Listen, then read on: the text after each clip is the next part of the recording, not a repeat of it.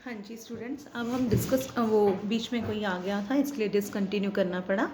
आगे है हमारी importance leads to quick and better decision, क्योंकि हमने टोटल वर्क जो है डिफरेंट लोगों के बीच डिवाइड किया है, प्लस हमने हर पार्ट ऑफ वर्क को करने के लिए उससे रिलेटेड जो डिसीजन लेना है वो डिसीजन लेने की अथॉरिटी भी हमने साइड बाय साइड उन वर्कर्स को दे दी है। तो जिससे क्या फ़ायदा होता है कि आप सभी पर्सन के पास छोटा छोटा काम का पार्ट है और उस काम को पूरा करने के लिए डिसीजन लेने की पावर भी है।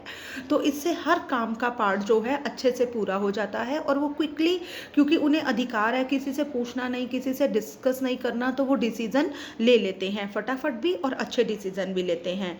आगे है कंटिन्यूटी इन ऑर्गेनाइजेशन, क्योंकि काम आपने पूरे का पूरा एक पर्सन के ऊपर नहीं डाल रखा, तो हर पर्सन के पास छोटा छोटा काम है। इससे क्या होता है, लोगों को काम करना आ जाता है। तो कोई भी पर्सन काम छोड़ के जाता है तो उसकी जगह दूसरे पर्सन को काम करना होता है। तो इसलिए ऑर्गेनाइजेशन में जो काम करने की कंटिन्यूटी है वो बनी रहती है, वो ख़त्म नहीं होती।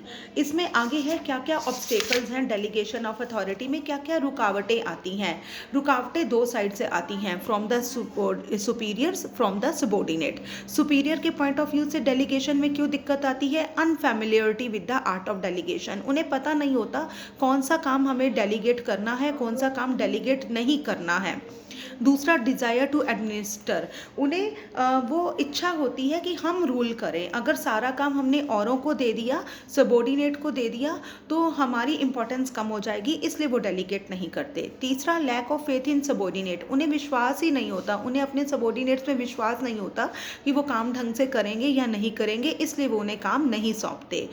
फियर अबाउट पोजीशन, वही उन्हें डर लगता है कि अगर इस तरह हमने काम अपना सौंप लिया और वो हमसे बेटर तरीके से काम करके चले गए, उन्हें रिकॉग्निशन मिल गया, तो हमारी पोजीशन वीक हो जाएगी।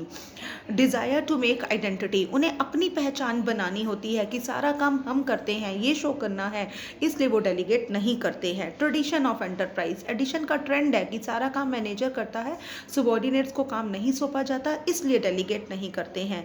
रेगुलर इंटरफेरेंस, काम तो दे देते हैं पर साथ ही साथ वो रेगुलरली इंटरफेयर भी करते रहते हैं, इसलिए काम डेलीगेट नहीं करते हैं। फियर ऑफ मोर रिस्क, उन्हें डर होता है कि अगर सबॉर्डिनेट ने काम नहीं ठीक किया तो दोबारा से बाद में मुझे करना पड़ेगा, मेरा काम बढ़ जाएगा, इसलिए वो डेलीगेट नहीं करते हैं। सबॉर्डिनेट के पार्ट पे क्या क्या दिक्कतें आती हैं, lack of self confidence, subordinate को विश्वास नहीं होता कि हम ये काम कर पाएंगे या नहीं कर पाएंगे, हम सही डिसीजन ले पाएंगे या नहीं ले पाएंगे।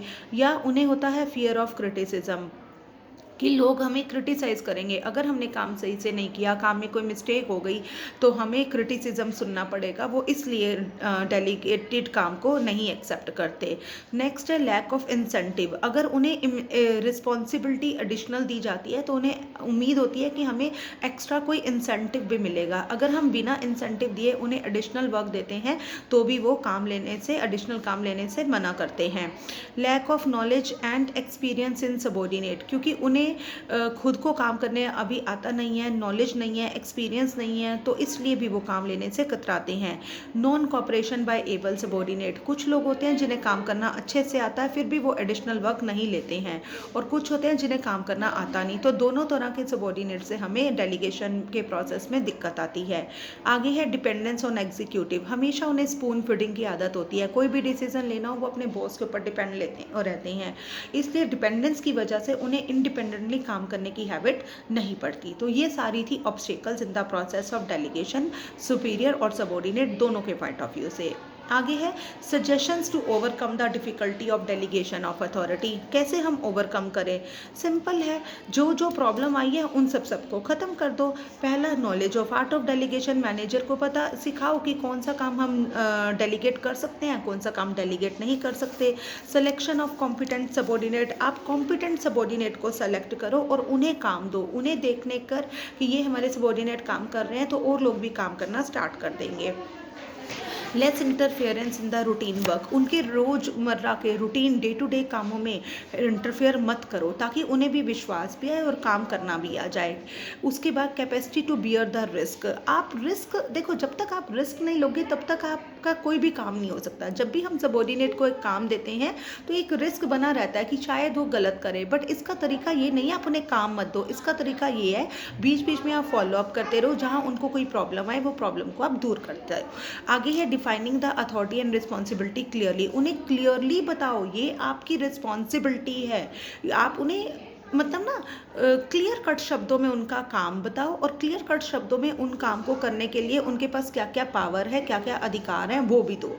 ठीक है, गिविंग इंसेंटिव, एडिशनल काम देते हो एडिशनल इंसेंटिव दे दो। इफेक्टिव कम्युनिकेशन, आपस में कम्युनिकेशन गैप ना होने दो। अगर आपको सबॉर्डिनेट को प्रॉब्लम आ रही है तो superior must be there.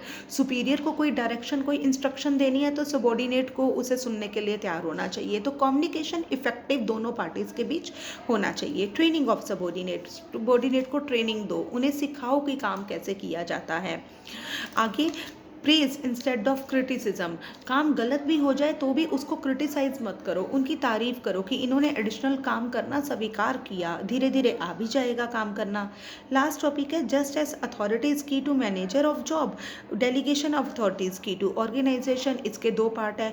Authority manager की जॉब के लिए जितनी जरूरी है उतना डेलीगेशन ऑफ अथॉरिटी ऑर्गेनाइजेशन के लिए जरूरी है। देखो, मैनेजर के पास अगर अथॉरिटी नहीं है, डिसीजन को लेने की पावर नहीं है, तो मैनेजर कोई भी काम नहीं कर सकता।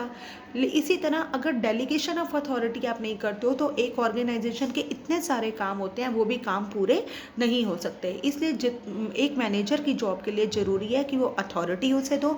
इसी तरह एक ऑर्गेनाइजेशन के सभी उद्देश्यों की पूर्ति के लिए ज़रूरी है कि डेलीगेशन ऑफ अथॉरिटी होना चाहिए, इंपॉर्टेंट काम मैनेजर के पास रहने चाहिए और डेली रूटीन के काम आपको सबॉर्डिनेट से करवाने चाहिए। तो ये था बेटा डेलीगेशन ऑफ अथॉरिटी का पूरा चैप्टर। इसके बाद कल हम करेंगे डिसेंट्रलाइजेशन का पूरा चैप्टर।